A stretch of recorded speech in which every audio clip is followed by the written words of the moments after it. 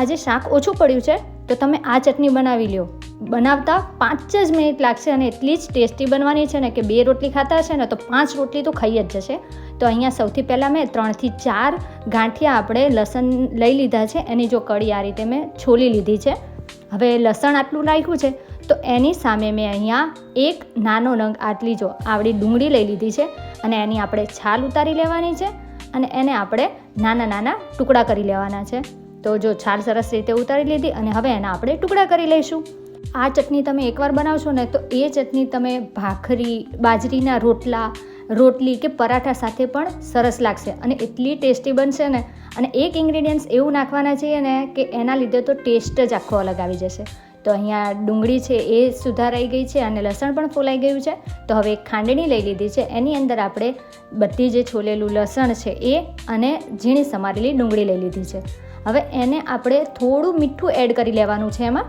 અને પહેલાં તો આપણે અધકચરી ખાંડી લેવાની છે, કારણ કે બીજા જે મસાલા છે ને એ આપણે શું છે સ્ટાર્ટિંગમાં કરી લઈએ છીએ ને તો બધા મસાલા છે ને એ ઉડે છે અથવા તો ઉધરસ આવી જાય છે. પણ જો અધકચરી આ રીતે ખાંડી લઈશું ને પછી આપણે બધા મસાલા નાખી દઈશું. જેમાં મેં 1 ચમચી જેટલું કાશ્મીરી મરચું લીધું છે, ત્યારબાદ ધાણા જીરું અને સ્વાદ પ્રમાણે થોડું મીઠું લઈ લીધું છે. હવે થોડી હળદર એડ કરી લીધી છે અને એ બધું છે અને આપણે સરસ રીતે ખાંડી લેવાનું છે. એટલે મસાલા છે એ બધા ડુંગળી અને લસણ સાથે સારી રીતે મિક્સ થઈ જાય. અહીંયા મેં કાશ્મીરી મરચું એટલા માટે લીધું છે કારણ કે લસણ અને ડુંગળી બંનેમાં થોડી ઘણી તીખાશ તો હોય જ છે. પણ આ ચટણી આપણે એ રીતના બનાવવાની છે કે બાળકો પણ ખાઈ શકે અને એ લોકોને પણ આપણો જે જૂનો ચટણીવાળો સ્વાદ છે ને એની ખબર પડે કે આપણે પણ આ નાના હતા કે આપણા ટાઈમે આપણે લોકો આ રીતના લસણવાળી ચટણી પણ ખાતા. તો હવે આ સરસ રીતે આપણી ચટણી છે એ ખંડાઈ અને રેડી થઈ ગઈ છે. હવે એનો આપણે વઘાર કરી લેવાનો છે. તમે આ રીતે પણ એને ખાઈ શકો છો. તો શું છે કે જ્યારે તમે ઢોકળા બનાવો ને તો ઉપરથી તમે આ ચટણી છે ને એ ઢોકળા જ્યારે બાફવા મૂકો ત્યારે ઉપરથી આ ચટણી છે ને સ્પ્રેડ કરો ને તો પણ સરસ લાગે છે.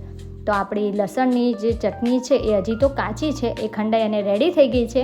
હવે અહીંયા છે આપણું મેઇન ઇન્ગ્રીડિયન્ટ્સ, જેના માટે મેં અહીંયા એક નાની વાટકીની અંદર 2 ચમચી જેટલું દહીં લીધું છે અને દહીંને આપણે સારી રીતે ફીટી લેવાનું છે.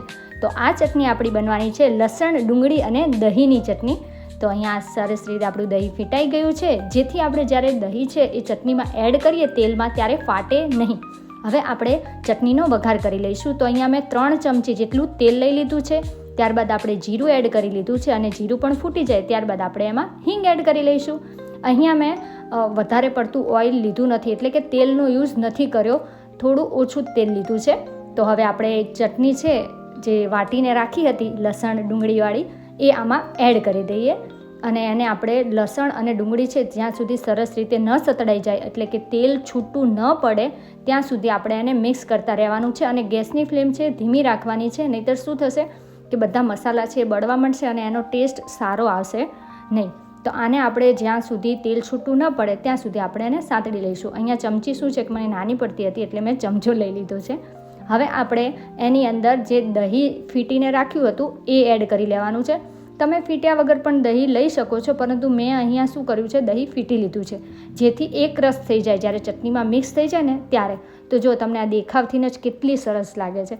અને મેં તેલ ઓછું લીધું છે, વધારે પડતું તેલ લીધું નથી. જો તમને વધારે તેલ યુઝ કરવું હોય તો તમે લઈ શકો છો, પરંતુ મેં અહીંયા એકદમ માપે જ તેલ લીધું છે. અને જ્યાં સુધી તેલ છૂટું ન પડ્યું ત્યાં સુધી મેં એને થવા દીધું હતું. અને બસ આ ચટણી થતાં 4 થી 5 જ મિનિટ લાગે છે. તો રેડી થઈ ગઈ છે આપણી રોટલા અને રોટલી કે પરાઠા ભાખરી સાથે ખવાતી લસણ, ડુંગળી અને દહીંની ચટણી. હવે ઉપરથી અહીંયા આપણે થોડી ધાણાભાજી છે એ સમારીને એડ કરી લીધી છે અને એને પણ આપણે સારી રીતે મિક્સ કરી લઈએ. તો કેવી લાગી તમને આ ઇઝી અને એકદમ ઝટપટ બની જાય એવી લસણ, ડુંગળી અને દહીંની ચટણી? તમે ટ્રાય કરો અને પછી મને ચોક્કસથી કમેન્ટમાં જણાવજો કે તમને કેવી લાગી. અમારે તો બનતાની સાથે જ બધાએ અડધી તો સફાટ ચટ કરી નાખી હતી.